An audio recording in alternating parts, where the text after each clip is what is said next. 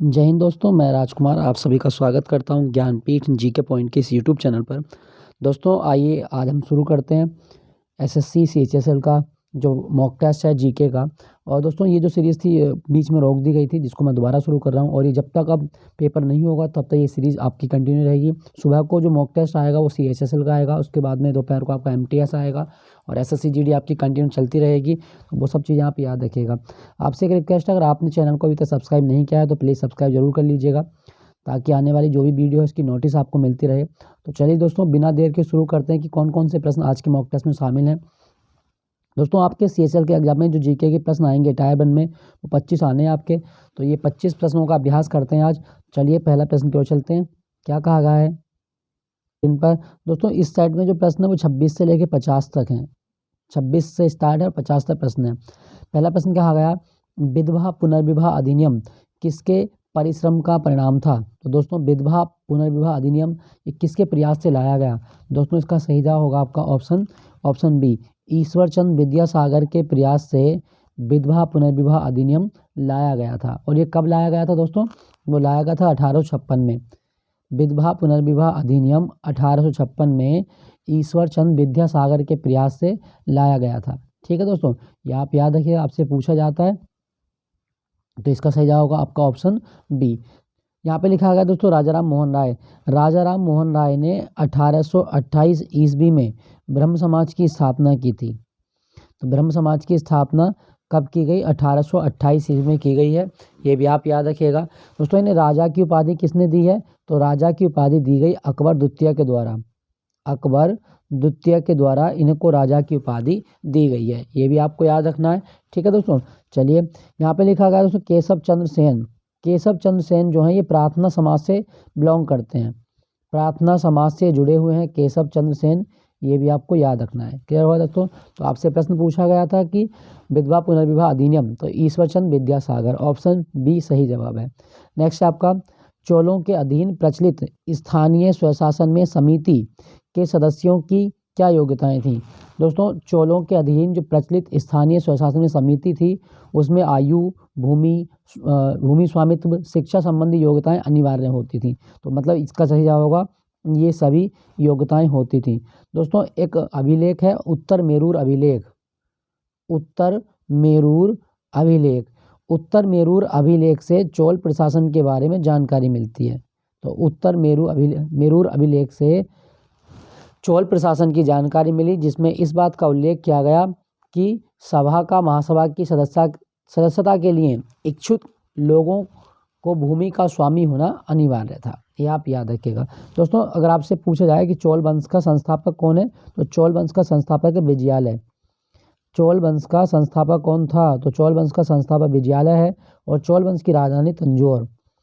चोल वंश की राजधानी क्या थी? तो चोल वंश ने अपनी राजधानी तंजौर में बनाई थी। याद रखिएगा, बहुत इंपॉर्टेंट है, पूछा जाता है। क्लियर हुआ? नेक्स्ट प्रश्न की ओर चलते हैं। कौन सा प्रश्न का है? क्वेश्चन संख्या 28। 1565 में विजयनगर साम्राज्य व दक्षिणी मुस्लिम राज्यों के मध्य कौन सा युद्ध लड़ा गया? दोस्तों 1565 में विजयनगर साम्राज्य और दक्षिणी मुस्लिम राज्यों के बीच जो युद्ध हुआ था तालीकोटा का युद्ध। ऑप्शन ए तालीकोटा का युद्ध दोस्तों 23 जनवरी 1565 ईस्वी को लड़ा गया। 23 जनवरी 1565 ईस्वी को लड़ा गया था। ये आप याद रखिएगा। और दोस्तों इस युद्ध में तालीकोटा का जो युद्ध था इसमें किसकी हार हुई? इसमें सदाशिव राय जो था, जो विजयनगर साम्राज्य का प्रतिनिधित्व कर रहा था, उसकी हार हुई। जो आदिल शाही वंश की सेना थी उसने जो सदाशिव राय की सेना थी उसको हरा दिया था। तो ये आप याद रखिएगा, तालीकोटा का युद्ध कब लड़ा गया? तालीकोटा का युद्ध 1565 में लड़ा गया था। क्लियर है दोस्तों? ये आप याद रखें। दोस्तों क्या आपको पता है कि तालीकोटा का युद्ध किसने अपनी आंखों से देखा था? कौन सा इतिहासकार है? Caesar Frederick. एक फ्रेंच पर्सन है, ये फ्रेंच पर्सन सीजर फ्रेडरिक ने तालीकोटा के युद्ध को अपनी आंखों से देखा था। यह आप याद रखिएगा, सीजर फ्रेडरिक। यह आप याद रखें। जो तालीकोटा का युद्ध है इसको राक्षसी तंगड़ी का युद्ध भी कहा जाता है। कभी क्वेश्चन आए कि राक्षसी तंगड़ी का युद्ध किसको कहा गया, तो तालीकोटा के युद्ध को राक्षसी तंगड़ी का युद्ध भी कहा जाता है। क्लियर है दोस्तों? तो इसका सही जवाब होगा आपका ऑप्शन का ए। सन जरूर याद होना, इसकी सन बहुत आती है 1565। नेक्स्ट प्रश्न है आपका, संयुक्त राज्य अमेरिका तथा कनाडा के बीच अवस्थित काल्पनिक रेखा को क्या कहा जाता है? दोस्तों कौन सी काल्पनिक रेखा अमेरिका और कनाडा की सीमा बनाती है? तो दोस्तों इसका सही जवाब होगा, यहाँ ऑप्शन दूसरे पेज पे है, शायद दूसरी स्लाइड में है, तो इसका सही जवाब होगा दोस्तों, मैं बता देता हूँ आपको, 49वीं समानांतर रेखा। अमेरिका और कनाडा के बीच जो काल्पनिक रेखा है वो है 49वीं समानांतर रेखा। ये आप याद रखना, आपसे पूछा जाता है 49वीं समानांतर रेखा, 49वीं समानांतर रेखा। ठीक है दोस्तों, ये बहुत आती है एग्जाम में। तो अमेरिका और कनाडा की सीमा बनाती है 49वीं समानांतर रेखा। दोस्तों अगर आपसे पूछा जाए कि हिंडनबर्ग रेखा जो है वो किसके बीच में है, तो हिंडनबर्ग रेखा ये जर्मनी और फ्रांस के बीच में है। हिंडनबर्ग रेखा किस किस के बीच में है, तो जर्मनी और फ्रांस की सीमा बनाती है हिंडनबर्ग रेखा। ये भी आप याद रखिएगा। मैग्नोट रेखा भी जर्मनी और फ्रांस के बीच में स्थित है, ये भी आप याद रखिएगा। अच्छा, और कोई ऑप्शन मैं आपको एक चीज़ बता देता हूँ कि एक लाइन पूछेगा आपसे, रेडक्लिफ रेखा ये कौन से दो देशों के बीच सीमा बनाती है? तो रेडक्लिफ रेखा दोस्तों भारत और पाकिस्तान के बीच सीमा निर्धारित करती है। भारत और पाकिस्तान के बीच सीमा का निर्धारण करने वाली रेखा रेडक्लिफ रेखा। बहुत आता है एग्जाम में। और एक और याद रखिएगा, ये तो होगी भारत पाकिस्तान, एक मैकमोहन रेखा भी आपके एग्जाम में पूछता है। तो मैकमोहन रेखा आपसे पूछा जाए तो जवाब होगा भारत और चीन के बीच में मैकमोहन रेखा है। मैकमोहन रेखा भारत और चीन के बीच में स्थित है, ये भी आप याद रखिएगा। भारत और चीन, मैकमोहन रेखा भारत और चीन के बीच में स्थित है। बहुत आता है दोस्तों, याद रखना इसके बारे में। और एक चीज़ और बता देता हूँ आपको, 38वीं समानांतर रेखा, 38वीं समानांतर रेखा उत्तर कोरिया और दक्षिण कोरिया को अलग करती है। 38वीं समानांतर रेखा उत्तर कोरिया और दक्षिण कोरिया के बीच स्थित है। याद रखना दोस्तों, बहुत इंपॉर्टेंट है, बहुत आता है एग्जाम में। क्लियर है दोस्तों? तो आपसे क्वेश्चन पूछा गया था कि 49वीं समानांतर रेखा कौन से दो देशों के बीच है, तो भारत मतलब 49वीं समानांतर रेखा अमेरिका और कनाडा के बीच में स्थित है। ठीक है दोस्तों अगर आपसे पूछा जाए कि भारत में राज्यपाल का पद कहाँ से लिया गया, तो भारतीय संविधान में राज्यपाल का पद कनाडा से आया है। साथ साथ हमने संघ की अवधारणा कहाँ से ली है दोस्तों? संघ की अवधारणा हमने कनाडा से ली है। संघ की अवधारणा कहाँ से ली है? कनाडा से ली है। और अपशिष्ट सूची का विचार भी हमने कहाँ से लिया? कनाडा से लिया है। क्लियर है दोस्तों? चलिए अगले प्रश्न की ओर चलते हैं फिर। नेक्स्ट प्रश्न आपका क्वेश्चन संख्या 30, उस स्थान को क्या कहा जाता है जहां भूकंप का प्रारंभ होता है? दोस्तों भूकंप का जो उद्भव बिंदु होता है उसको कहा जाता है केंद्र, यानी कि मूल जिसको बोलते हैं। सही जवाब होगा आपका ऑप्शन ए, भूकंप की उत्पत्ति का स्थान भूकंप मूल कहलाता है। ये भी आप याद रखिएगा। और भूकंप के केंद्र के निकट 3 प्रकार की तरंगें होती हैं, पी प्रकार की तरंगें, एस प्रकार की तरंगें, वो सारी चीज़ें आपको याद रखनी है। ठीक है दोस्तों, तो ये आप याद रखिएगा, भूकंप का जो केंद्र होता है इसको फोकस कहा जाता है, जहाँ से भूकंप की उत्पत्ति होती है इसको फोकस कहा जाएगा। और जहाँ पर भूकंप की तीव्रता का अनुभव सबसे पहले होगा उसको बोलेंगे अधिकेंद्र। अधिकेंद्र वो ग्राफ होता है, मतलब वो केंद्र है जिस स्थान पर भूकंपीय तरंगों का सबसे पहले अनुभव किया जाता है। ठीक है दोस्तों बात भूकंप की चल रही है तो आपसे एक क्वेश्चन पूछता है एग्जाम में, रिक्टर स्केल क्या होता है? तो आप याद रखिएगा, रिक्टर पैमाना क्या मापता है? दोस्तों भूकंप की तीव्रता रिक्टर पैमाने द्वारा मापी जाती है। भूकंप की तीव्रता रिक्टर पैमाने द्वारा मापी जाती है। याद रखना दोस्तों, ये बहुत आता है एग्जाम में, भूकंप की तीव्रता रिक्टर पैमाना मापता है। अच्छा, अगर आपसे पूछा जाए सिस्मोलॉजी क्या होता है दोस्तों? सिस्मोलॉजी भूकंप का अध्ययन क्या कहलाता है? सिस्मोलॉजी कहलाता है। सिस्मोलॉजी भूकंप का अध्ययन कहलाता है, ये भी आपको याद रखना है। क्लियर दोस्तों? तो भूकंप का उत्पत्ति कहाँ से होती है? भूकंप मूल से होती है। Option A is the right answer. Next प्रश्न, विटीकल्चर क्या है? दोस्तों विटीकल्चर की बात करें तो अंगूर की खेती को विटीकल्चर कहा जाता है। ऑप्शन ए सही जवाब है आपका, ऑप्शन ए अंगूर की खेती। दोस्तों पहले मैं बात कर लूँ अंगूर की। अगर आपसे पूछा जाए कि अंगूर में कौन सी शर्करा होती है, तो दोस्तों अंगूर में शर्करा होती है ग्लूकोज। अंगूर में कौन सी शर्करा पाई जाती है? तो अंगूर में ग्लूकोज पाई जाती है। और भारत में अंगूर अनुसंधान केंद्र कहाँ पर है? दोस्तों पुणे में। पुणे में अंगूर अनुसंधान केंद्र है भारत का, ये आप याद रखिएगा। और अंगूर की खेती क्या कहलाती है? विटीकल्चर कहलाती है। क्लियर हो दोस्तों? अच्छा, मैं यहाँ पे एक चीज़ और बता देता हूँ, मत्स्य पालन। दोस्तों मत्स्य पालन को पिसीकल्चर कहा जाता है। कैसे याद रखना? देखो इसको ऐसे याद रखिएगा, मछली बनेगी तो मसाला पिसेगा, तो पिसीकल्चर क्या है आपका? मत्स्य पालन होता है। रेशम कीट पालन लिखा गया है दोस्तों सेरीकल्चर। रेशम कीट पालन सेरीकल्चर को कहा जाता है, ये भी आप याद रखना। और सब्जियों की खेती दोस्तों, सब्जियों की खेती, फूलों की खेती, फलों की खेती, इसको बोलते हैं बागबानी, और इसको बोलेंगे हॉर्टिकल्चर। हॉर्टिकल्चर। तो सब्जियों में कई सारी चीज़ें आ जाती हैं इसमें, हॉर्टिकल्चर में फल फूल सब्जी इनके सब क्या होता है, वो हॉर्टिकल्चर होता है। तो आप याद रखना, आपसे विटीकल्चर पूछा गया था, अंगूर की खेती विटीकल्चर कहलाती है। ठीक है दोस्तों एक चीज़ मैं आपको और बता देता हूँ, एक आपसे पूछेगा ओलेरीकल्चर क्या होता है। ओलेरीकल्चर, ओलेरीकल्चर क्या है दोस्तों, सब्जियों की खेती। ओलेरीकल्चर क्या है, तो सब्जियों की खेती करना ओलेरीकल्चर कहलाता है। एक और याद रखिएगा, और वो पूछेगा आपसे एपीकल्चर क्या होता है। ये बहुत आता है एपीकल्चर दोस्तों, मधुमक्खी पालन को एपीकल्चर कहा जाता है। मधुमक्खी पालन को एपीकल्चर कहा जाता है, याद रखना, आपसे पूछा जा सकता है। क्लियर। तो नेक्स्ट प्रश्न की ओर चलते हैं। तो ये कौन सा प्रश्न है, ये था आपका 32 की ओर चलते हैं। क्या कहा गया, निम्नलिखित में से कौन सा सुमेलित नहीं है। दोस्तों हमें बताना है, कुछ क्षेत्र दिए हैं और इनका उद्योग पूछा है। जमशेदपुर इस्पात उद्योग, तो ये आपका सही है। जमशेदपुर जो है वो इस्पात उद्योग के लिए प्रसिद्ध है। अहमदाबाद सूती वस्त्र उद्योग, बिल्कुल सही है, भारत का मैनचेस्टर कहा जाता है इसी कारण इसको। उसके बाद में बेंगलोर सूचना प्रौद्योगिकी उद्योग, सही है, भारत के आईटी कैपिटल बेंगलोर को कहा गया। कोयम्बटूर इलेक्ट्रॉनिक उद्योग, ये गलत है दोस्तों। कोयम्बटूर जो है ये प्रसिद्ध है कपड़ा उद्योग के लिए, कपड़ा उद्योग के लिए प्रसिद्ध है। और कोयम्बटूर को इसीलिए हम बोलते हैं दक्षिण भारत का मैनचेस्टर। तो दक्षिण भारत का मैनचेस्टर किसको कहा जाता है, कोयम्बटूर को। तमिलनाडु में है ये, तो इसका सही जवाब होगा आपका ऑप्शन डी, कोयम्बटूर कपड़ा उद्योग के लिए प्रसिद्ध है, इलेक्ट्रॉनिक उद्योग यहाँ पे नहीं है।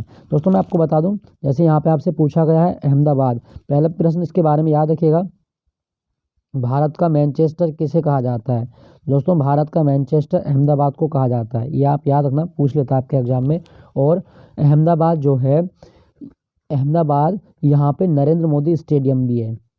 अहमदाबाद में नरेंद्र मोदी स्टेडियम है, आप याद रखिएगा इसके बारे में, बहुत पूछा जाता है आपके एग्जाम में। अहमदाबाद में नरेंद्र मोदी स्टेडियम है, ठीक है दोस्तों। और दोस्तों अहमदाबाद में हर साल एक उत्सव होता है जो आपको याद रखना है, अंतर्राष्ट्रीय पतंग महोत्सव। अंतर्राष्ट्रीय पतंग महोत्सव ये कहाँ मनाया जाता है दोस्तों, अंतर्राष्ट्रीय पतंग महोत्सव अहमदाबाद में मनाया जाता है, हर साल होता है ये। और 1989 से इसकी शुरुआत हुई थी, 1989 से शुरुआत हुई है पतंग महोत्सव की अहमदाबाद में। क्लियर।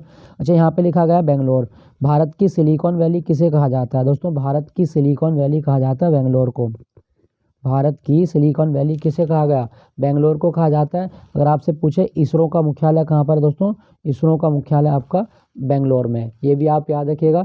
और बेंगलोर जो है, बेंगलोर का संस्थापक कौन है, नाद प्रभु केम्पेगौड़ा। तो केम्पेगौड़ा बेंगलोर के संस्थापक हैं, ये भी आपको याद रखना है, पूछ लेता आपके एग्जाम में, तो ये आप याद रखें। कोयम्बटूर की बात करूं दोस्तों, कोयम्बटूर जो है यहाँ पे भारत का भारतीय गन्ना प्रजनन संस्थान है, भारतीय गन्ना प्रजनन संस्थान है, कहाँ पर है, तो कोयम्बटूर में भारतीय गन्ना प्रजनन संस्थान है, याद रखना, इसके बारे में आपसे पूछा जा सकता है। क्लियर है दोस्तों। चलिए अगले प्रश्न की ओर चलते हैं। नेक्स्ट है, निम्नलिखित में से कौन भीतरी ग्रह है। दोस्तों आंतरिक ग्रह के बारे में क्वेश्चन पूछा गया है, तो भीतरी ग्रह क्या होते हैं दोस्तों, आपको याद रखना है, हमारे सौरमंडल में बुध शुक्र पृथ्वी और मंगल, इन 4 ग्रहों को आंतरिक ग्रह या बाह्य भीतरी ग्रह कहा जाता है। आंतरिक ग्रह या भीतरी ग्रह की संज्ञा इनको दी गई है, तो बुध शुक्र पृथ्वी मंगल। दोस्तों इन ग्रह की खास बात क्या है, इन ग्रह की खास बात यह है कि ये ग्रह जो होते हैं वो पार्थिव होते हैं। पार्थिव मतलब इन ग्रहों की सतह पाई जाती है जो चट्टानों से निर्मित होती है। तो ये गैसीय ग्रह हैं, तो ये बिल्कुल गलत है, गैसीय ग्रह नहीं होते, ये पार्थिव होते हैं। उसके बाद में आपसे पूछा है कि बिना उपग्रह वाले ग्रह हैं, गलत है ये भी, ऐसा कुछ नहीं है, क्योंकि मंगल के भी 2 उपग्रह हैं, डीमोस और फोबोस, और पृथ्वी के भी 2, मतलब पृथ्वी का एक उपग्रह है वो है आपका चंद्रमा।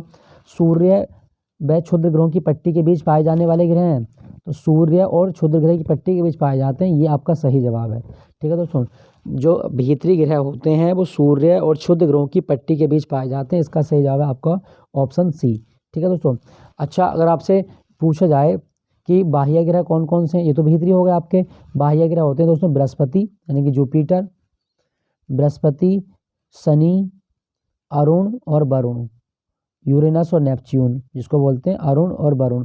तो इन 4 ग्रहों को बाह्य ग्रह कहा जाता है, बाकी आपके 4 ग्रह क्या हैं, वो आपके आंतरिक ग्रह हैं। दोस्तों यहाँ पे लिखा गया है आपका सूर्य। अगर आपसे पूछे कि सूर्य का पृष्ठीय तापमान कितना होता है, दोस्तों सूर्य का पृष्ठीय तापमान 6000 डिग्री सेल्सियस होता है। और सूर्य में ऊर्जा बनती है किस कारण से, तो सनलाइन के कारण सूर्य की ऊर्जा बनती रहती है, ये भी आपको याद रखना है। और सूर्य का प्रकाश 8 मिनट 20 सेकंड में धरती पर आ जाता है। 8 मिनट 20 सेकंड में सूर्य का प्रकाश धरती पर आ जाता है। ठीक है दोस्तों, तो ये थे आपके क्वेश्चन। भीतरी ग्रह कौन से हैं, तो सूर्य और सूर्यग्रहों की पट्टी के बीच पाए जाते हैं। नेक्स्ट प्रश्न की ओर चलते हैं। क्या कहा गया, किसने कहा कि कोई भी राजनीति धर्म से रहित नहीं है। तो दोस्तों कोई भी राजनीति धर्म से रहित नहीं है, ये किसका कथन है, सही जवाब होगा इसका ऑप्शन बी, महात्मा गांधी का कथन है, कोई भी राजनीति धर्म से रहित नहीं है। दोस्तों मैं गांधी जी की बात करूं तो गांधी जी की किताब याद रखना, पाथवे टू गॉड।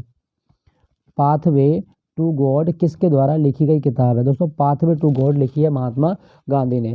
और महात्मा गांधी जो है इनका जन्म कहाँ हुआ था, दोस्तों पोरबंदर में, गुजरात में महात्मा गांधी का जन्म हुआ था 2 अक्टूबर 1869 को, ये भी आप याद रखना। दोस्तों महात्मा गांधी को राष्ट्रपिता किसने कहा सबसे पहली बार, सुभाष चंद्र बोस ने राष्ट्रपिता की उपाधि दी। सुभाष चंद्र बोस ने राष्ट्रपिता की उपाधि दी है, ये भी आप याद रखिएगा। और इनको महात्मा किसने कहा था, दोस्तों महात्मा कहा था रविंद्रनाथ टैगोर ने। महात्मा की उपाधि रविंद्रनाथ टैगोर के द्वारा दी गई। दोस्तों गांधी जी के बारे में आपको एक चीज़ और याद रखिएगा, जो गांधी जी हैं इन्होंने 1924 का जो बेलगांव सेशन था, आईएनसी का जो बेलगांव अधिवेशन हुआ उसकी अध्यक्षता की थी। 1924 के कांग्रेस अधिवेशन में अध्यक्षता की थी महात्मा गांधी ने, ये भी आप याद रखिएगा। और महात्मा गांधी जो हैं, महात्मा गांधी इनकी समाधि राजघाट कहलाती है। महात्मा गांधी की समाधि क्या है, राजघाट, जो कि दिल्ली में है, ये भी आप याद रखिएगा। क्लियर दोस्तों। जवाहरलाल नेहरू लिखा गया है, दोस्तों इनकी किताब का नाम याद रखना, discovery of India. Discovery of India, ये किसके द्वारा लिखी गई किताब है, दोस्तों डिस्कवरी ऑफ इंडिया लिखी है जवाहरलाल नेहरू ने, ये भी आपको याद रखना है। दोस्तों यहाँ पे लिखा गया है विनोबा भावे। विनोबा भावे ने भूदान आंदोलन शुरू किया था, भूदान आंदोलन। और विनोबा भावे भारत में पहले व्यक्ति थे जिन्हें रेमन मैग्सेसे अवार्ड भी मिला था। भूदान आंदोलन की शुरुआत किसने की थी, विनोबा भावे ने की थी, ये भी आप याद रखें। जयप्रकाश नारायण, दोस्तों इन्होंने संपूर्ण क्रांति का नारा दिया था। संपूर्ण क्रांति का नारा किसने दिया, तो जयप्रकाश नारायण ने संपूर्ण क्रांति का नारा दिया था, ये भी आप याद रखिएगा। तो कोई भी राजनीति धर्म से रहित नहीं है, ये महात्मा गांधी जी का कथन है। नेक्स्ट प्रश्न की ओर चलते हैं। क्वेश्चन संख्या 35, नगर पालिकाओं को संवैधानिक वैधता दी गई है। दोस्तों नगर पालिकाओं को जो संवैधानिक वैधता मिली वो कौन से संविधान संशोधन के तहत मिली, तो 74वां संविधान संशोधन के द्वारा नगर पालिकाओं को संवैधानिक दर्जा दिया गया है। दोस्तों ये 12वीं अनुसूची, जब हमने 74वां संविधान संशोधन किया तो इसके द्वारा हमने कौन सी अनुसूची जोड़ी थी, तो 12वीं अनुसूची को ऐड किया था, ये आप याद रखिएगा। और 12वीं अनुसूची में नगर निकायों को कितने विषय दिए गए हैं, 18 विषय दिए गए हैं। 12वीं अनुसूची में नगर निकायों को 18 विषय दिए गए हैं, ये आप याद रखिएगा, आपसे पूछा जा सकता है। अच्छा दोस्तों यहाँ पे लिखा गया आपका 73वां संविधान संशोधन। 73वां संविधान संशोधन पंचायती राज से संबंधित है, ये पंचायती राज का उल्लेख करता है। और 78वां, दोस्तों 78वें संविधान संशोधन के द्वारा, चलो आप बताइएगा क्या हुआ था 78वें संविधान संशोधन के द्वारा हमने क्या किया था। 42वें संविधान संशोधन की बात करूं तो ये बहुत इंपॉर्टेंट है आपके लिए। दोस्तों 42वें संविधान संशोधन के द्वारा बहुत ज़्यादा व्यापक हमने संविधान में संशोधन किए। पहला, हमने मौलिक अधिकार शामिल किए थे, मौलिक अधिकार नहीं कर्तव्य, मौलिक कर्तव्य हमने सरदार स्वर्ण सिंह समिति की सिफारिश पर शामिल किए 42वें संविधान संशोधन के द्वारा, ये भी आप याद रखिएगा। दूसरी बात, 42वें संविधान संशोधन के द्वारा हमने प्रस्तावना में 3 शब्द जोड़े थे, प्रस्तावना में भी हमने परिवर्तन किया। और प्रस्तावना में 3 शब्द कौन कौन से जोड़े, समाजवाद, पंथनिरपेक्ष और अखंडता शब्द जोड़े थे। तो समाजवाद, पंथनिरपेक्ष और अखंडता शब्द जो जोड़े गए वो किस किस के बीच मतलब कब जोड़े गए थे, 42वें संविधान संशोधन के द्वारा जोड़े गए, समाजवाद, पंथनिरपेक्ष और अखंडता। तो ये तीनों चारों शब्द आप याद रखिएगा, आपसे पूछे जाते हैं। क्लियर है दोस्तों। चलिए अगले प्रश्न की ओर चलेंगे फिर। तो नगर पालिकाओं को संवैधानिक दर्जा 74वें संविधान संशोधन के द्वारा दिया गया है। नेक्स्ट प्रश्न है आपका, नागरिक समता का आशय क्या है। नागरिक समता का आशय क्या है ये हमें बताना है। दोस्तों नागरिक समता या समानता का मतलब क्या होगा कि विधि के समक्ष जो भी लोग हैं, कानून के समक्ष जो भी लोग हैं वो सब समान हैं। किसी के साथ कानून भेदभाव नहीं करेगा कि वो उच्च जाति का है, उसके पास पैसा ज़्यादा है, वो मालदार ज़्यादा है, इस तरह की कोई भेदभाव हमारा संविधान नहीं करता। तो नागरिक समता का मतलब है कि कानून के समक्ष समानता। कानून के समक्ष समानता आर्टिकल 14 में इस बात का उल्लेख किया गया है। ये आप याद रखिएगा, कानून के समक्ष समानता जो है वो आर्टिकल 14 में लिखी गई है। क्लियर दोस्तों? अच्छा दोस्तों, आर्टिकल 14 जो है ये सब मौलिक अधिकार में आता है। और आपको एक चीज़ मैं बता दूं, आपको एक बिंदु याद रखना है, कौन से ऐसे अनुच्छेद हैं जिनको स्वर्णिम त्रिभुज कहा जाता है। तो अनुच्छेद 14, अनुच्छेद 19, अनुच्छेद 21 को स्वर्णिम त्रिभुज कहा गया है। ये आप याद रखना, आपसे पूछा जा सकता है। क्लियर दोस्तों? नेक्स्ट प्रश्न की ओर चलते हैं। फिर निम्नलिखित में से कौन सा सामान्यतया मूल उद्योग में नहीं आता, यानी कि कोर सेक्टर जो है हमारे उसमें नहीं आता। इसके ऑप्शन देख लेते हैं, ऑप्शन कहाँ कहाँ पर है। ओके, तो प्रतिरक्षा उद्योग, खान व धातु कर्म उद्योग, लघु वाहन उद्योग, मशीनरी और औजार उद्योग। तो कौन सा ऐसा है जो हमारा मूल उद्योग में नहीं आता? तो इसका सही जवाब होगा दोस्तों लघु वाहन उद्योग जो है ये हमारा मूल उद्योग में नहीं आता। याद रखिएगा, बाकी सारे आपके मूल उद्योग में शामिल होते हैं। क्लियर? नेक्स्ट प्रश्न की ओर चलते हैं। फिर अवमूल्यन का अर्थ क्या है? दोस्तों अवमूल्यन का अर्थ हमें बताना है कि अवमूल्यन का अर्थ क्या है।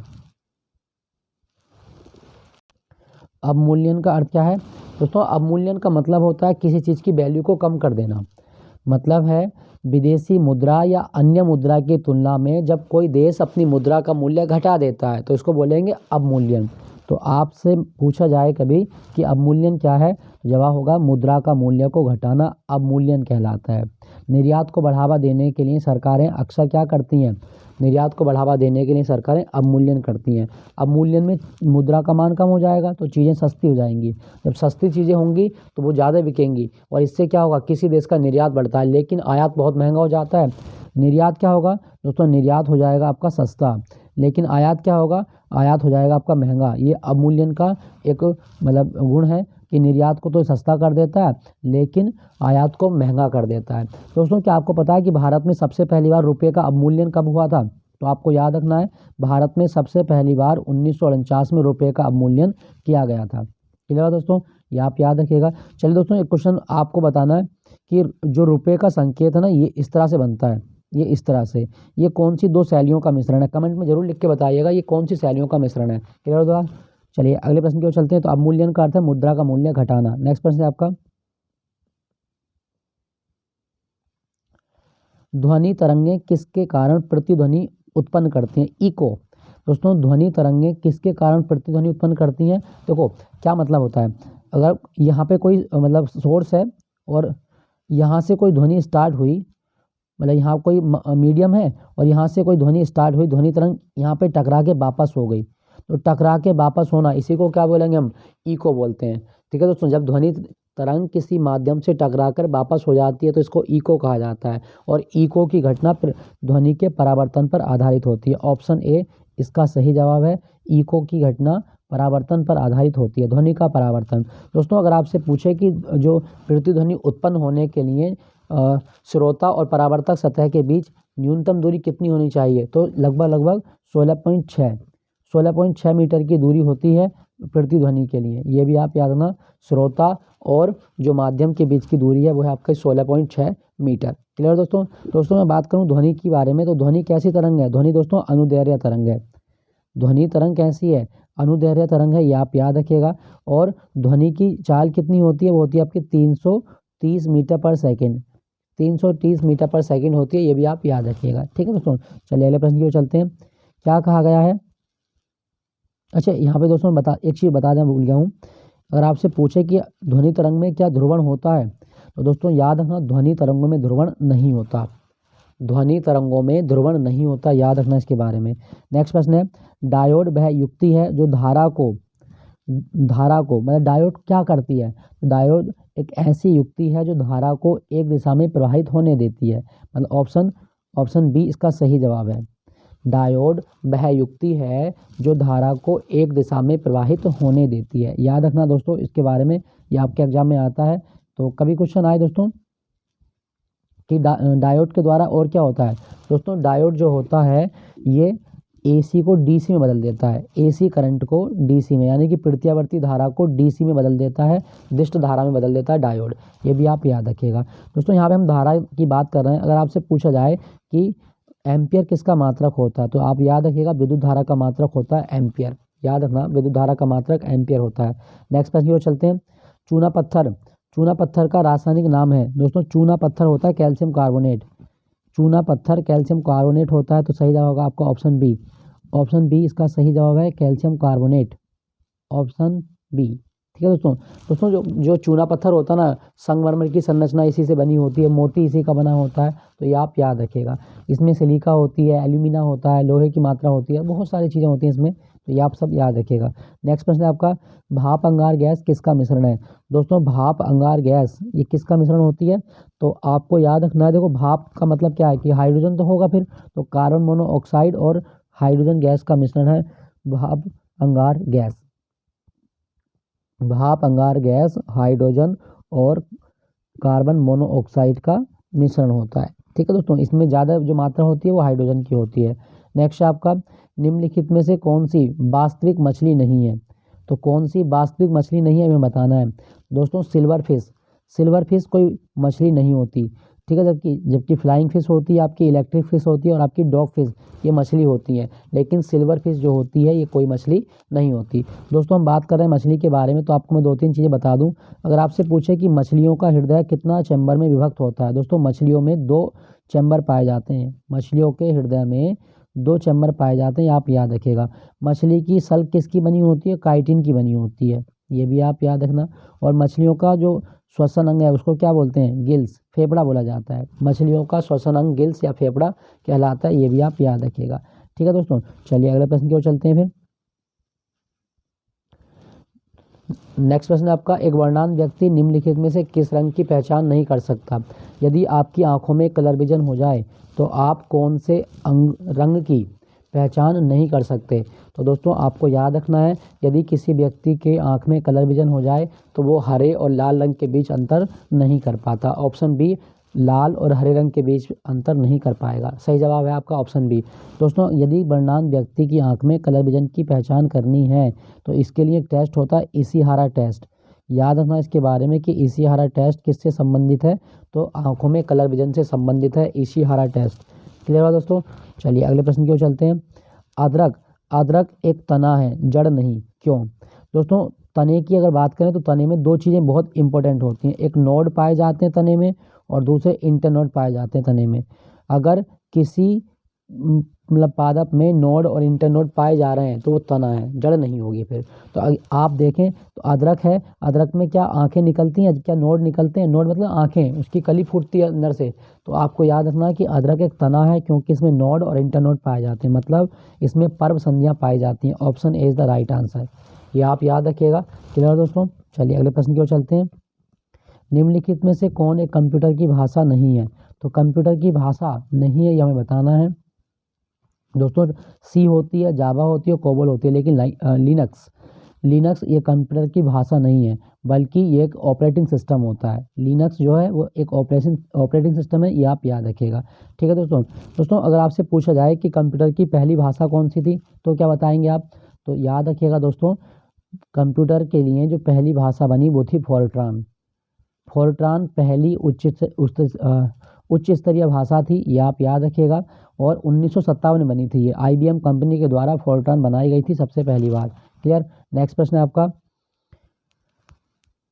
गांधी इन चंपारण पुस्तक के लेखक कौन है। तो दोस्तों गांधी इन चंपारण पुस्तक के लेखक हैं आपके गांधी इन चंपारण दीननाथ गोपाल तेंदुलकर, दीननाथ गोपाल के द्वारा लिखी गई है गांधी इन चंपारण, याद रखिएगा दोस्तों इसके द्वारा। अच्छा, चंपारण सत्याग्रह कब हुआ था, 1917 में। 1917 में जो 3 कठिया व्यवस्था थी इसके खिलाफ गांधी जी ने चंपारण सत्याग्रह किया था, 3 कठिया व्यवस्था के खिलाफ किया था। क्लियर। नेक्स्ट प्रश्न की ओर चलते हैं। अप्रैल 2021 में भारत व किस देश के बीच संयुक्त सैन्य अभ्यास खंजर का आयोजन किया गया। दोस्तों खंजर युद्धाभ्यास भारत की सेना करती है किर्गिस्तान के साथ, किर्गिस्तान के साथ खंजर युद्धाभ्यास किया जाता है। इसकी राजधानी क्या है, बिश्केक है, बिश्केक है इसकी राजधानी, ये आप याद रखिएगा। क्लियर है दोस्तों। दोस्तों यहाँ पे लिखा गया ओमान, ओमान के साथ में करते हैं हम, कौन सा करते हैं ओमान के साथ में, नसीम अल बहर, नसीम अल बहर युद्धाभ्यास भारत की सेना ओमान के साथ करती है। नसीम अल बहर, ये आप याद रखिएगा। कजाकिस्तान के साथ कौन सा करते हैं? कैजिंड करते हैं। कैजिंड, कजाकिस्तान के साथ कैजिंड किया जाता है, याद रखना इसके बारे में। नेक्स्ट है, इंटरपोल का मुख्यालय कहाँ पर है?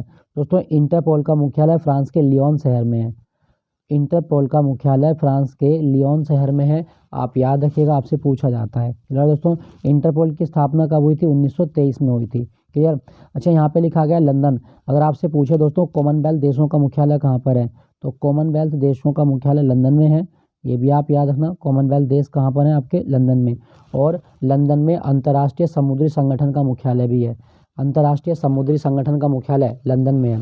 ठीक है दोस्तों यहाँ पे लिखा गया रोम। रोम में मुख्यालय आपका खाद्य और कृषि संगठन का, FAO का मुख्यालय रोम में है। और विश्व खाद्य कार्यक्रम का मुख्यालय भी कहाँ पर है दोस्तों? रोम में। विश्व खाद्य कार्यक्रम का मुख्यालय रोम में है, ये भी आपको याद रखना है। क्लियर दोस्तों? अच्छा, यहाँ पे लिखा गया है न्यूयॉर्क। अगर आपसे पूछा जाए कि UNO का मुख्यालय कहाँ पर है, तो संयुक्त राष्ट्र संघ का मुख्यालय न्यूयॉर्क में है, ये भी आप याद रखिएगा। नेक्स्ट आपका कालबेलिया। कालबेलिया सापेरा जनजातियों की स्त्रियों का नृत्य है, यह किस राज्य में किया जाता है? तो दोस्तों कालबेलिया डांस के बारे में क्वेश्चन है, सही जवाब होगा आपका ऑप्शन ए, राजस्थान में कालबेलिया नृत्य किया जाता है। दोस्तों 2010 में कालबेलिया डांस को यूनेस्को की सूची में शामिल किया गया था। अगर आपके एग्जाम में आए कि कालबेलिया को यूनेस्को की सूची में कब शामिल किया गया, तो 2010 में कालबेलिया यूनेस्को की सूची में शामिल किया गया था। क्लियर है दोस्तों मैं यहाँ पे एक चीज़ और बता दूं, जो राजस्थान है ना, इसका एक डांस और याद रखिएगा, घूमर। भील जनजाति के लोग घूमर डांस करते हैं। घूमर डांस कहाँ किया जाता है? तो राजस्थान में किया जाता है। एक और याद है, सुईसिनी। सुईसिनी डांस कहाँ किया जाता है दोस्तों? सुईसिनी किया जाता है राजस्थान में। और आपसे पूछे तो वो है आपका तेरह ताली। तेरह ताली डांस भी राजस्थान में किया जाता है। तेरह ताली डांस राजस्थान। क्लियर? यहाँ पे लिखा गया आंध्र प्रदेश। दोस्तों आंध्र प्रदेश का डांस याद रखना, ढिमसा। ढिमसा डांस कहाँ किया जाता है? तो आंध्र प्रदेश में। और एक और याद रखना, दप्पू। दप्पू डांस कहाँ किया जाता है? आंध्र प्रदेश में। लंबाड़ी भी पूछ सकता है आपके एग्जाम में। और एक और याद रखा, वीर नाट्यम। वीर नाट्यम कहाँ का डांस है दोस्तों? वीर नाट्यम डांस भी आंध्र प्रदेश का डांस है। ठीक है दोस्तों यहाँ पे गुजरात लिखा गया है। गुजरात का याद ना, हलीशका। हलीशका किस राज्य का डांस है? तो हलीशका डांस गुजरात का है।